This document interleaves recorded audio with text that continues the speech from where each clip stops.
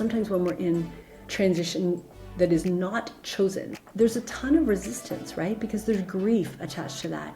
But there's also grief even attached to the changes we choose. Introducing The Vixen Voice, a podcast for ambitious women entrepreneurs ready to move into their feminine essence, live their truth, and unlock their full potential. I'm your host, April Roberts, and each week I'll be interviewing inspiring women who decided to take a leap of faith to pursue their dream. Women who believe that they were born for something bigger. Hey there, just popping in quickly. It's April Roberts, and I wanted to thank you for being a loyal listener of the Vixen Voice. It means so much to me. And because of that, we're going to be popping in these little announcements because I want you to be the first to know what's going on at the Vixen Gathering. So if you haven't done so yet, click the link below and check out the Vixen Founders Collective. The members who are already in are raving, and we would love to have you join us in the ultimate business consulting, networking, and personal growth community for Gen X female founders. See you there. Hi, and welcome back to another episode of The Vixen Voice. I'm super excited about today's episode because we are talking about transitioning.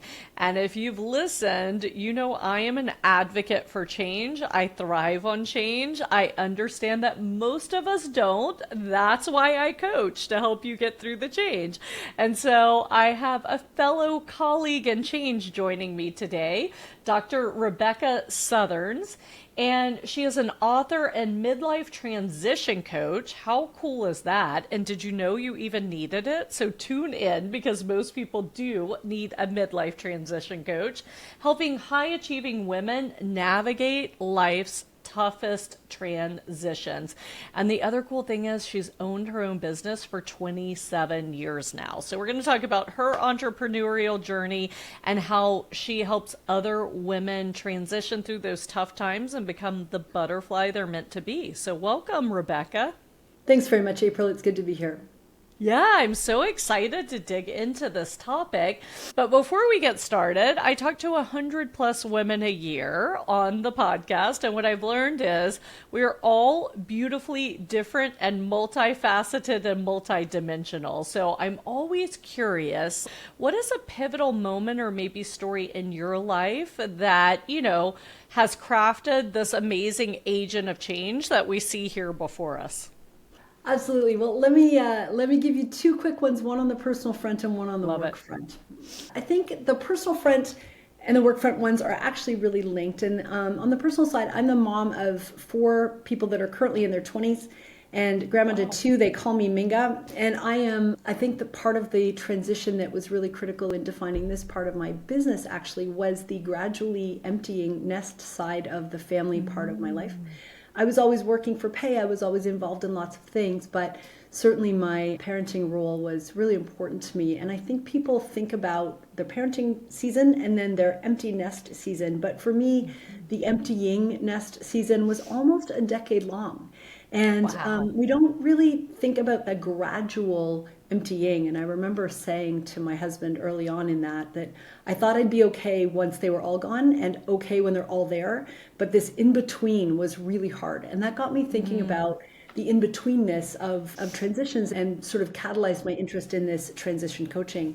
Related to that, and around the same time roughly, our family did take a sabbatical in 2017. And as serendipity would have it, I got connected with a business, like an entrepreneurial growth program out of Australia, and we were going to Australia on our sabbatical.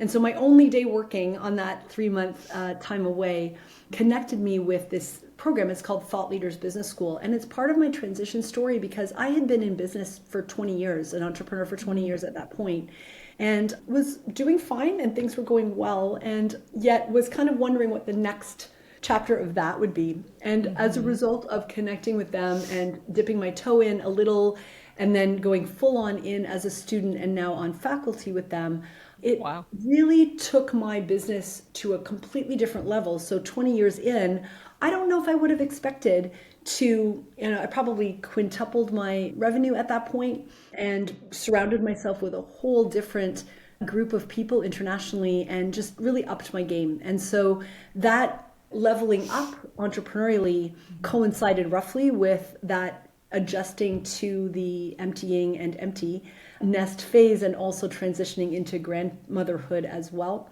And so I think those two related transitions are probably ones that I would say have really defined who I am today. I love it.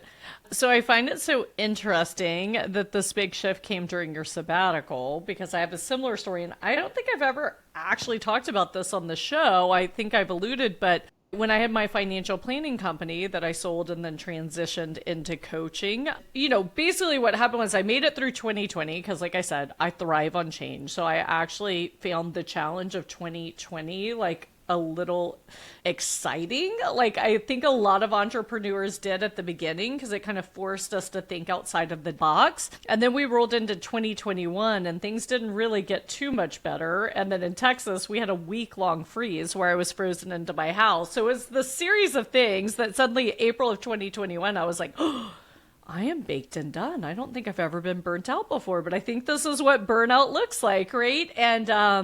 And so I had met Michael Hyatt, who's the full focus planner, different things at an event. And he said, April, I highly recommend sabbaticals. They are a great way to test your business. Because I was thinking, okay, how do we level to the next level and also get me out a little bit? Because I knew I wanted to start coaching, but I thought it would be a side gig, not replace that business. And so I was like, okay, I'm going to plan a sabbatical. So I just took a 1 month. You took 3 months. So kudos to you. And when I came back and went back to work, I realized I didn't want to do that anymore, which was not part of the plan. It was to figure out how I could leverage myself out a little bit to have my side gig, right? And when I came back to the normal rhythm of life, I just realized I didn't want to live that rhythm anymore. It's the best way I can explain it, but like energetically, it just wasn't right for me. And I was mid 40s by then, so that probably made sense, like just changing the pace of life or what you're doing, which led to me selling my business and now what I have now. So I like to say sabbaticals are a great way to test your business and your life, right? When you come back, do you like what you come back to? So I'd love to hear more about your sabbatical story because especially in the United States, I'm curious if it's normal in Canada, but it's very abnormal in the United States to take sabbatical.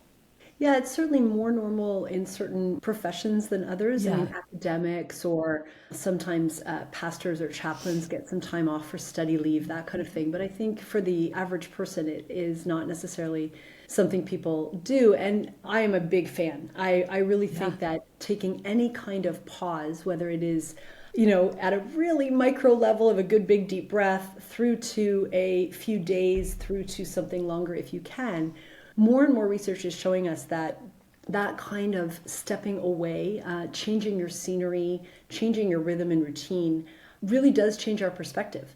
And my main sort of, I was going to say my main day job, the main work that I do is working on, I'm a facilitator of strategy for organizations a lot of the time. That's a big chunk of the work that I do. And I say to people, let's hold this meeting or workshop in a different location even, just changing up. So you're not meeting in the same old boring meeting room where you have every other meeting all week long. Just a change of scenery affects what happens there. And so I'm actually heading away. I put together a work-related retreat in Costa Rica in a couple of weeks. And so there's a group of us that are heading off, really trusting that the magic of the Costa Rican scenery will change our perspective too. So I'm looking forward to that very much. And that's part of my ongoing business, is making sure that we have these opportunities to change your perspective by changing your scenery.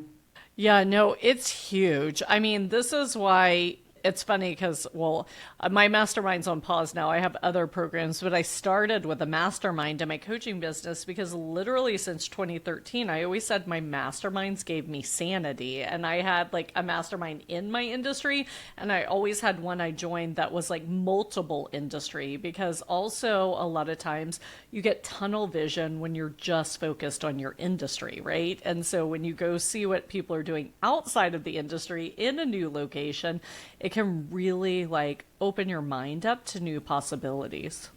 Absolutely true. And I think it's also important for us to be inspired by the company we keep, right? So I think some of it is changing our physical surroundings or changing our schedule. But it could also be changing the voices we're listening to, who we're reading, who we're hanging out with, because, we do become like the people we hang out with. And sometimes our circles can get a little bit small or a little bit safe. And I found it really helpful just to expand the community of people that I am, bumping into. Yeah, that's so funny. I tagged along with my best friend last night. She's a board member of the AMA. I think it's American Marketing Association here. And she was like, her husband can go. And she's like, do you want to go to this event? I'm like, yes. It was so cool. They're all marketers. And I mean, I obviously marketing's integral to my business, but I'm not a marketer per se. But it was so funny because they would ask me questions and they'd have ideas. And I was like, that's really genius. Like, I just liked hanging around with like a different group. I mean, not is it just fun, but like you see things from a different perspective. It brings incredible value. I absolutely agree. And I think being with people who, whose worlds are big and who are asking interesting questions. The other way that I do that is through attending events on purpose that I think are going to put me in contact with people who are seeing the world in really interesting ways. And so I'm looking forward to going to the Aspen Festival of Ideas this year, or the Fast Company Innovation Festival that's coming up in New York in September. And I've been previously to Modern Elder Academy and to another event called House of Beautiful Business, and just lots of different experiences that would help not only to meet interesting people, but I'm also pretty fascinated by the experience design of that and how they pull people together and what the venues are like and all that kind of stuff, in addition to the good content that you're getting. And so I do tend to make it a habit to shake things up a bit and stir up my curiosity in lots of different ways. Yeah, no, it's the full experience. I love it. I love it so much. So, Rebecca, I'm imagining that when you're coaching high performance women through transition, that this was probably spurred from your own experience of dealing with the empty nesting, or what kind of kicked that off? Absolutely. I think that's a big part of it, is being a bit surprised, I think, in my own experience of how long it took for me to get my head around it. And also, I felt almost like a cliche. I didn't really want to talk about it. I wasn't hiding anything, but it was like, it felt a bit boring to talk about, and yet was rocking my world in some ways that I wasn't really expecting. And I think one of the pieces of that has really lingered for me is that even when a change is wanted, is good news, is something that you've been going after, we raise our children to be fully functioning independent adults, and that's what was happening in my world. It was a good news change that we were wanting and had been for many years. And yet, even so, it can be untethering. And so I think that was a really good experiential demonstration for me of, this, especially when you're working with people who are used to mastering content quickly and moving pretty quickly through their lives and kind of handling things. This one wasn't a tragic circumstance. I mean, lots of people have other kinds of unwanted, involuntary transitions. This was a very good news story. And so the bittersweetness of it really did surprise me. And also, I think sometimes we don't know the biases or the scripts that we're carrying until they are violated in some way. And you go, oh, that was important to me. And I think I might have thought that people who struggled with their kids leaving didn't really have enough else going on in their lives.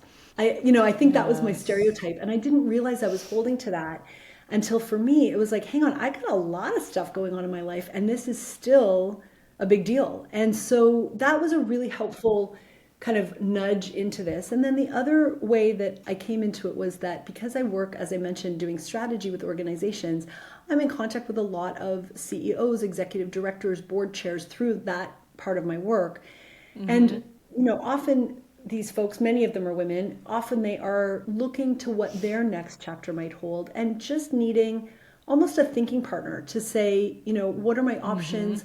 What might this look like? And I think what that's become for me is a way of helping people actually look forward to a next season that right now they might be dreading. And so there's that. And then the third piece really is some work that I've done in the area of adaptability. And I think you mentioned that word earlier. My first book that I wrote in 2019 was called Nimble, and I'm really interested in helping people understand what is sort of fixed and what's flexible, so that they can be super responsive and stretchy and flexible inside areas where they want to be responsive, but also staying pretty true to their convictions in the areas that they don't want to. And the image that I think about for that is like if you're going on a trip, you might be pretty committed to the destination. You know, where I live, people drive to Florida, right? So we're driving to Florida.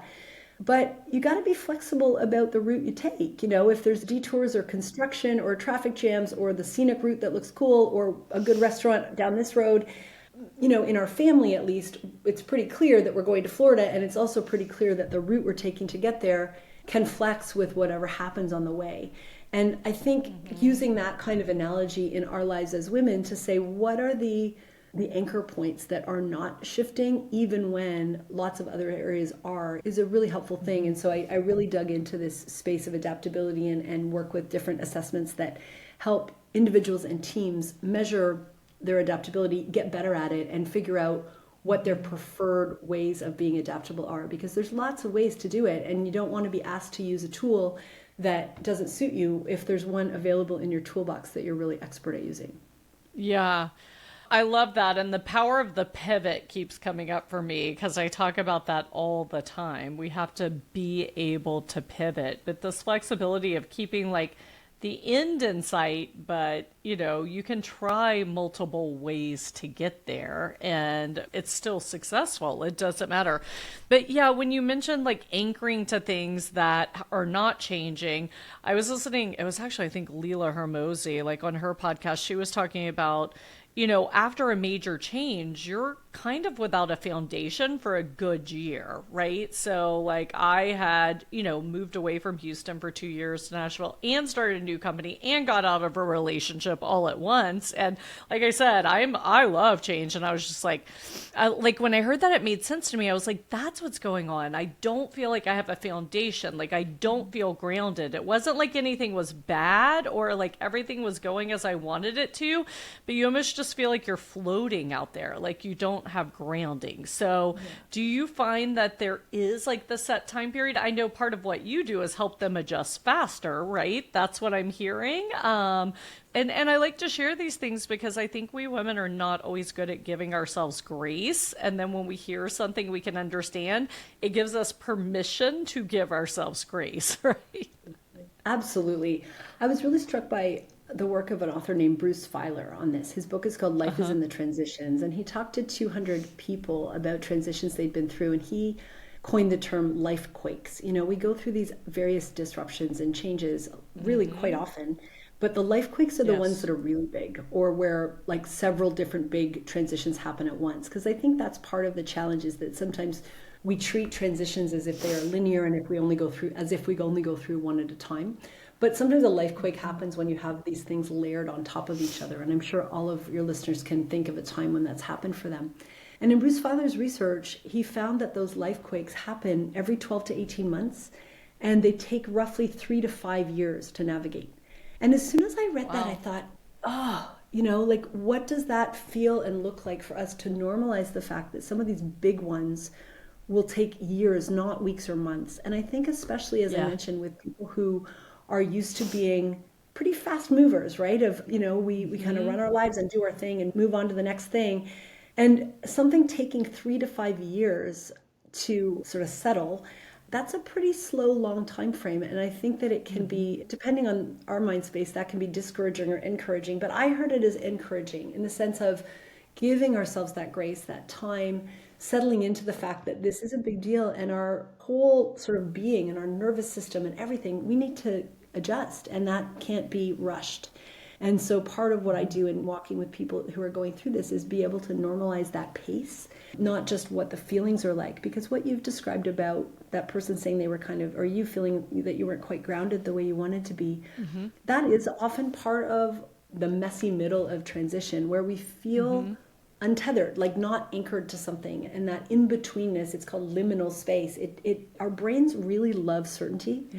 And so we can really mistakenly rush through things because we're craving safety that comes from predictability and from feeling that sense of being anchored. And so, I mean, it's actually from having those anchor points that we can stretch. I think about an analogy of an elastic band. I wrote a book called Elastic a while back that I play with the metaphor of a rubber band. And if you think of a rubber band, I wish I had one to grab to show here, but you can only stretch a rubber band if it's anchored in one spot, right? If you tried to stretch it in all the ways at once, it just moves around, right? You have to anchor it somewhere and then pull. And when I think about that image, I think, yeah, we can be stretchier people when some of the anchor points are nice and solid. It lets us actually be more adaptable. It doesn't hem us in. As long as lots of places are movable, it actually gives us good core strength to do that. And so I think that metaphor has certainly been helpful for me, combined with this longer pace of change, to say, you know what, if something's going to take 3 to 5 years, you can settle into this and not feel like you have to rush through it. Well, the 3 to 5 years makes a ton of sense because, that's news to me too, but I always like to expand out in vision. It's like, when you're having that moment where you're like, oh my gosh, this is a huge deal. And you think about the length of your life and you think about your lifespan compared to the age of the earth and compared to the age of the universe, like it gets so minuscule. And it's like, not that you're not important, but, I'm not even going to remember this next week. And it's like horrific right now. But so I started going out, and when you think about it, I was a financial planner, so 2008, it really took till 2012 till the world kind of became normal again. And I was just chatting with someone the other day, and they're like, it's almost been 5 years since COVID, which was our last financial hiccup and just upset the entire world. And people are shocked that we're almost 5 years past COVID because the ripple effect of everything that happened in the world there. So when you look at when you think of life quakes at world quakes, it does take about 5 years for the world to get to its new normal. It never returns to what it was before. And I'm sure the same thing happens in our lives. We don't return because we've expanded and grown and we're the butterfly coming out of technically I learned the other day, chrysalis. I'm forgetting the word, but I still like cocoon. Everybody can relate to cocoon. So, but I mean, it makes a ton of sense that it would take the 3 to 5 years to emerge as your new fully formed self, whatever that iteration is. Yeah, and I think having some expectations around that is really helpful, right? And being able to just have some touch points along the way to somebody that can say, hey, that is what this is like. That is what this feels like. This is really normal. But also to help provide some scaffolding that will allow you to even temporarily feel like you have some anchor points so that you don't feel like you're just swimming in the muck for the full 5 years. And it doesn't always take that long for every kind of transition, but I do find that sometimes some of the writing in this area is a little bit almost like it's oversimplified, as if we go through, there's an ending to something, and then there's this messy middle, and then you get into the new thing.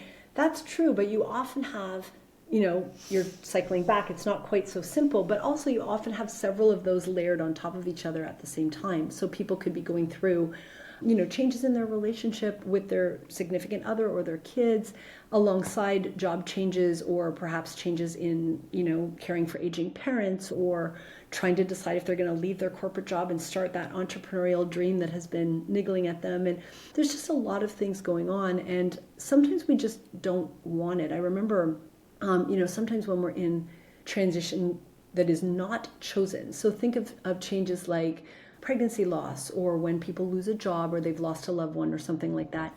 There's a ton of resistance, right? Because there's grief attached to that. But there's also grief even attached to the changes we choose. And so I think giving ourselves an opportunity to grieve that, and then the complexity of the feelings when the grief is something that we've taken on by choice, not just by circumstance. And then also part of what I love to do is think about when people are in that really messy middle section, one of our biggest tools there is curiosity and imagination. Mm-hmm. So really being able to begin the process of trying stuff on, right? Just experimenting. Could I enjoy this, or would I like that, or could I try this other thing? Rather than feeling like we have to come up with the one right answer at our first go and pretty soon, right? We set these arbitrary timelines on ourselves, but we also set expectations that we should somehow have this figured out and that there's one right answer at the end.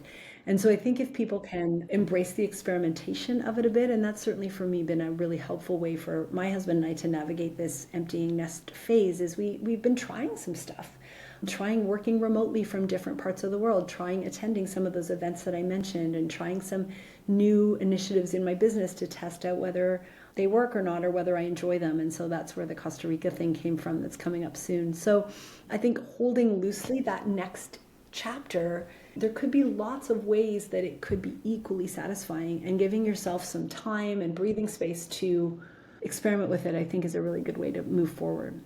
Yeah, actually, this concept is why it took me a long time to actually start setting solid goals. But as because I had this concept that there might be something greater waiting for me than I can even imagine. So I might be capping myself in with a goal, right? You know, I'm very spiritual and I'm like, you know, God's plan is much greater than mine. So, like, why do I want to limit myself to my vision? And whatever your belief system is, we all believe there's something greater than us. So I had to find this balance of, okay, here's my goal and it's going to be fun to go there, but I'm going to be open to like more coming or different coming, right? And roll with that. And just, you have to constantly reevaluate if the path you're taking is worth it and worth what you're giving up. So, Rebecca, you mentioned a number of times anchor points. So during the transition, having anchor points. Can you give us some examples of like anchor points you either point out to your clients or you help them develop or discover? Yeah, absolutely. So it could be at a values place, right? It could be, you know, that what are your non-negotiables from a sort of personal values or way of working. It could be that kind of anchor. It could also be an anchor where you say, I love where I live and I'm not moving.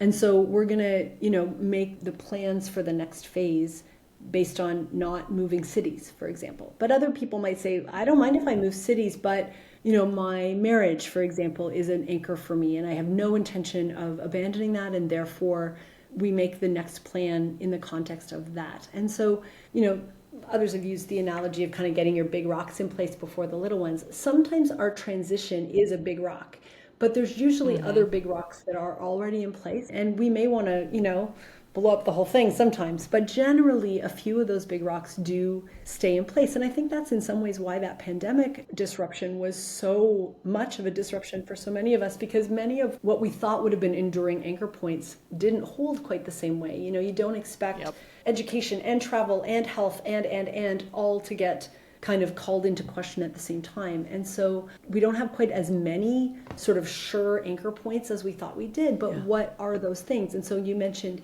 being a person of faith. For many people, it's that of saying, you know, I know that God's not changing, and I know that what God has for me is greater than what I can ask or imagine. And so I'm going to anchor to that, and I'm going to, you know, move forward to the extent that I can.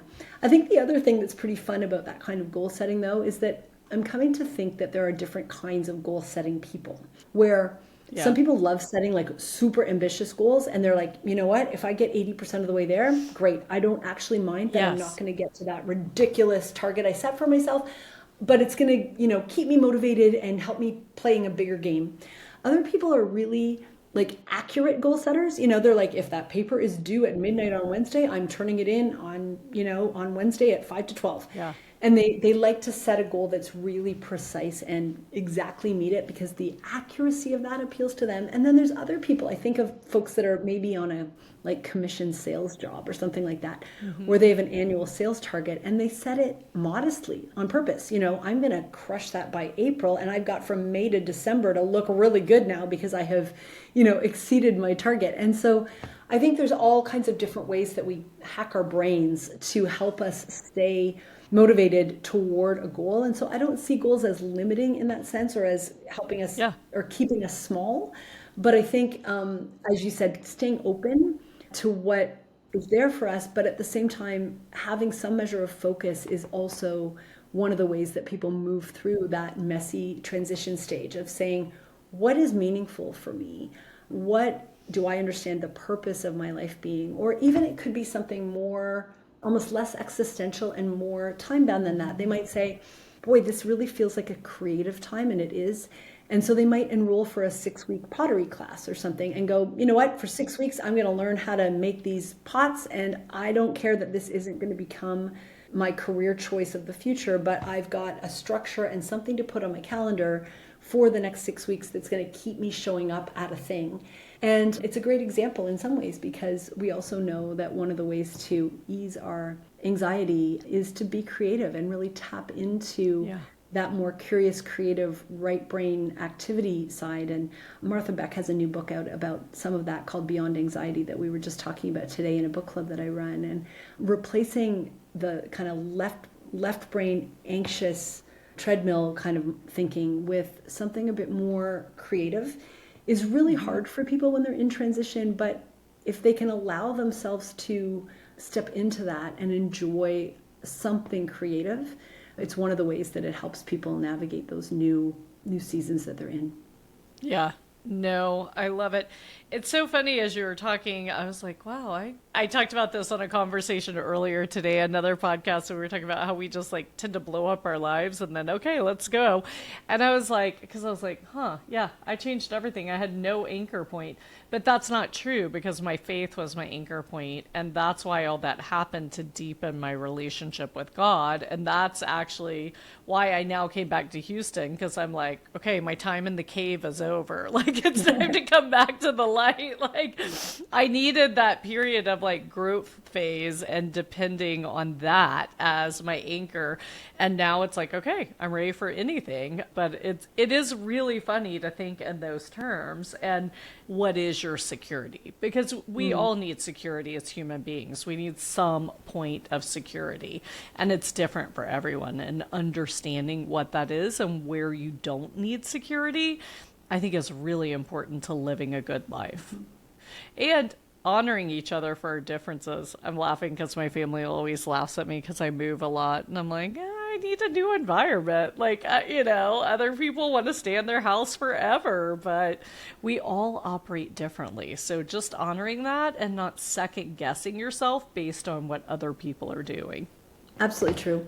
I think about it back on this elastic idea. I think about, when we're feeling really stretched, a different level of stretch is possible for some people than others, right? And so if I think about this idea of an elastic band, we went through a patch in our family where we had 4 kids with braces on their teeth, and they had those little weird dental elastics that were tiny, and they're everywhere in my house. And, that little baby elastic, you can, like, it doesn't stretch very much, but if you have one of those like resistance bands, like at the gym or at physio or something, they got quite a lot of, room to grow. And I think that's in some ways remembering that we all have kind of different capacities for taking stuff on, but also unlike actual like rubber bands, humans have the ability to learn to be more adaptable. They can learn to be stretchier. And so gradually over time, you can enhance your capacity for adaptability. And that is part of what makes us human and not just made of rubber, right? Anything rubber has a fixed sort of finite stretch point, right? And if you pull it too hard, too fast, it's going to break. But similarly, if you leave it just like sitting on your desk for months, it's going to get brittle. And if we don't stretch in the way that we're intended, and elastics are made to stretch. That's what they're for. They are not doing anything good for anybody sitting on your desk. And when you do pick them up, they're probably going to snap because they've gotten so rigid and brittle. And I think that metaphor does work really well for our lives too, that, if we don't stretch ourselves a little, we can become pretty brittle and stuck in our ways and not very purposeful. But if we are stretched too far too fast, or just for too long, like think your stretchy pants during COVID, right? Or that bathing suit that's lost its elasticity. It's not from being yanked, it's just from being overstretched for too long. And if you have an elastic band that is stretched already and you give it like a little nick, like it just gets a little cut in it, it's gonna snap because it doesn't have any kind of excess buffer to it that will let you absorb some of those unexpected things. And so, I think especially, I know a lot of your listeners are women entrepreneurs, and I think for those of us that are juggling all the things, right? Taking care of all the departments, there is no one to delegate to a lot of the time. We can live pretty chronically at that overstretched state. And it means that when something unexpected does come, or a friend needs some extra support or whatever it might be, we don't have a lot of buffer. And so I think figuring out a way to live stretched but not too much is a really wise move, because otherwise we just don't have that excess capacity to be helpful when we need it. Yeah, you have to have that emotional capacity to pivot a little bit. So you mentioned that as human beings, we can increase our adaptability. What are some tips, or what would someone do if they wanted to flex that muscle? Love that. I would say that we don't have a choice of whether we adapt, right? Like the world is changing, life is changing, and we can choose if we do it easily or if we do it kicking and screaming. We can do it choose it if we do it fast or slow, but I don't think we get to choose if we do it at all.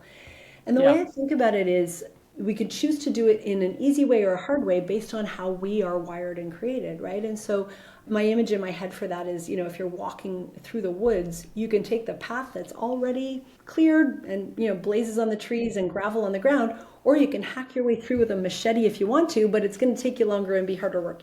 So there's a toolkit that leads us to be more adaptable. And some of us will more naturally want to use certain ones of those tools than others. And so for some people, just as an example, and I'm drawing on the work of something called AQAI, which is an adaptability quotient assessment that I work with. In that, you have all kinds of possible pathways to adaptability. One of them might be grit, for example. So if you are a really perseverant, persistent, stick to it kind of person, that might be your way to adapt. It's like, we're going to keep going, even though the world is changing around us, we're keeping going. Other people might not be like that at all, but they might be big picture thinkers. Big picture thinkers are great at seeing that destination. They know we're going to Florida and they don't actually care if we take the scenic route or we take the interstate.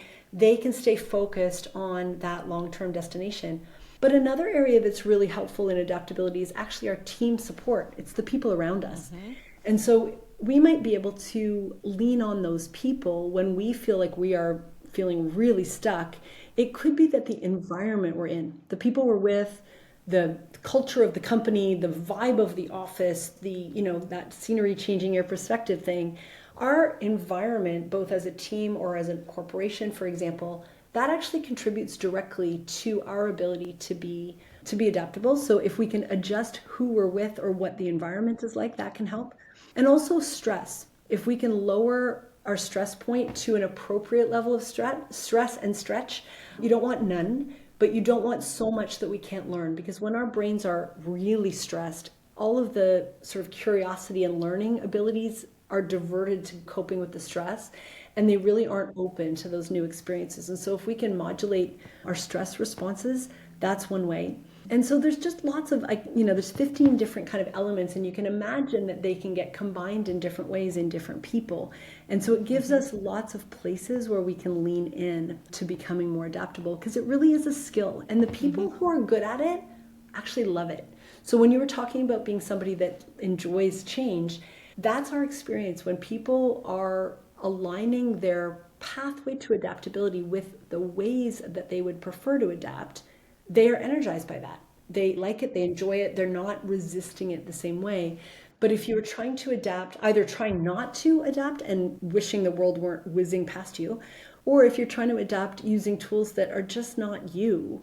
I'm not a very good Excel spreadsheet girl. And so, if somebody said to me the way you have to adapt is by doing all these spreadsheets, I would be like, oh, I can't even breathe. And I would be, sort of resisting it all. But if someone says, you can adapt through the way that you lean into your the emotional health of your company, or you lean into the big picture thinking, or mental flexibility is another one. If you're somebody that can see lots of ways to do something, that's a helpful resource. I'm really strong in that. It's like, yeah, I could absolutely use that particular tool to help me adjust. And so part of what I do in my coaching is help people identify their preferred ways to adapt. And so it's not always, let's get stronger in the ways that we're not good at. It might just be, pick up the tool you already know how to use. The requirement to be adaptable will feel a lot less onerous when you do it that way. Yeah, and I think that's a great concept to think about. You can flex your adaptability muscle, and that there are people who exist in the world like Rebecca to help you through transition. Because, sometimes you run into, there is a woman in her midlife going through a stressful transition. She's stretched thin. her husband also has incredible responsibility and he's stretched thin. And like you said, it's about the team around you. And, for example, I always envision a marriage as it's a team. Like, you have to play ball. Like, sometimes it can be 90-10, sometimes 50-50, sometimes 40-60, but you got to be playing on the team. And so, like, I feel in today's world, often both partners are so stretched thin that this is where we have problems. So, I mean, this concept can really come in many parts of your life, like understanding this and being able to implement. Absolutely. And I think for most of us, when we're entrepreneurs, there isn't really well, my experience has been that the boundary between my work life and my family life is very blurry, right? Because we got to do all of it. And so if I'm thinking about the amount that I'm stretched, if I think about that elastic band and I'm stretched this way for work and this way with the kids and this way with this and this way with that, it's kind of like the overall stretch point if I had an elastic around my fingers and you're going, whoa, the whole picture adds to our cumulative level of stretchedness. It's not like I can say, oh, I'm really stretched at work, so it doesn't matter. It's kind of independent that I'm really stretched at home. It's in our own bodies and beings that we take on all of that. And so I do find that it's not even all that helpful to kind of have really tight boundaries. I'm not saying don't set boundaries between work and home, but I'm just saying our experience of coping with transition and of needing to be adaptable is usually a cumulative one. And for many women, myself included, I always thought of that. Like, I always made my decisions with the sort of the whole family ecosystem in mind, right? And so for many of us, and not everybody, but if you are somebody that is, parenting and trying to kind of work inside a household of people, the overall ability that any one of us has to take on something more stressful really does have ripple effects to the whole ecosystem that we're living in. And so, I always made my business decisions, for example, based on the ripple effects those decisions would have over the whole family. Because, if I'm going to take off to Australia to go to a thought leaders meeting, somebody has to pick up the slack in terms of driving kids to whatever sporting events they need to get to, right? So to me, I'm a dot connector and big picture thinker, so that's kind of how my brain works. But I do think it's really important that we look at the overall load on the family and decide kind of where we're going to build in that buffer so that we're not overstretched in every place at the same time. Yeah. No, it definitely spills over. That's why it's so funny. I call myself a business coach, but really you're coaching. I mean, business is the greatest avenue to personal growth, probably outside of spiritual growth. And it's so funny. My clients will come back and be like, my business is better, but my marriage is better, and I'm taking care of myself better. And I'm like, yeah, it's all interrelated. Especially, I think we women are not as good at compartmentalizing as men. I mean, I also think they fake it a little bit, but but we definitely, like you said, for us, everything's tied together because it's the well-being of everyone for us. And so it is really important. You have to balance it. Oh my gosh, this has been fascinating, Rebecca. As I told you, I love talking about change and transitions. And honestly, one thing that breaks my heart is when I see someone struggling through that, because really my life purpose is to help everyone like really be empowered to be who they are and thrive in their lives. So I love that we were able to have this conversation, and I hope that it helped some of our listeners, if nothing else, to think differently and expand their thinking and adaptability. So I love that. I do want to ask you before we hop, because we're almost out of time, a lot of what I do with my clients is help them step back into their feminine energy and essence, which, by the way, the feminine energy is very adaptable, which can be our superpower or our kryptonite, because sometimes we stretch ourselves that thin, right? But really balancing the masculine and the feminine energy to live your best life. So I'm curious, when do you feel your feminine energy the most? When do you feel like you've stepped into the power of that essence? I think there's probably two things that come to mind. One is, and I'm a little bit like, I don't really love the sort of the gender stereotyping of this, because I think there's lots of guys that can step into some of this too. But oh no, every human on earth has feminine and masculine energy. Yep. For me, the emotional radar of really being able to empathize with people and deeply understand the story they're telling you, but also the story they're not telling you and what's behind that. I really hear that I feel that coming through quite strongly in my facilitation and coaching work, where I'm listening to what people say, but I'm also listening to what they didn't say, what they could have said and chose not to, that kind of thing. And then I think the other place for me is really probably related, but I'm really conscious in my work, in my grandparenting and my parenting, of the real importance of showing up as I think about the wise older women, right? And I feel myself kind of moving into that stage of life and wanting to make sure that as some sort of elder in my family, eventually I'm doing the work that I need to do to build the relationships with the generations around me. And I'm grateful that I'm still kind of nestled right inside a 4-generation living family. And for a while we were 5. We had 5 generations for 1 year recently. And so my grandmother met my granddaughter. And I really feel the multi-generational legacy of that, and what a gift it is to be sort of looking both up and down through the generations in my family. And so making investments of various kinds at this stage of my life that are going to pay off across generations is really important to me. Love it. That's beautiful. What color is that energy for you? Ooh. I mean, I live in greens and blues everywhere. And so that's what would initially come to mind for me. There's kind of a joke that, what you have in your house is also what you have in your closet and is what you have other places. And so I'm a sort of a sea glass blue and sage green kind of person. So I would say those colors come up for me. Love it. Thank you so much. Well, Rebecca, as we wrap up, what final words of wisdom, tips, or thoughts do you have for our listeners?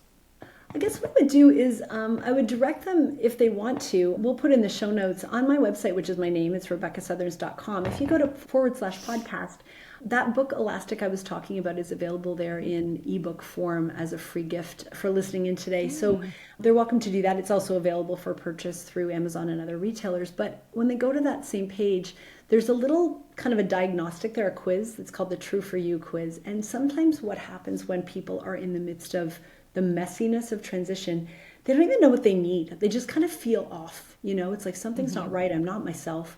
And this little quiz can give you, it gives you a little personalized report of what you might be craving right now. Maybe you're craving challenge. Maybe you're craving contribution.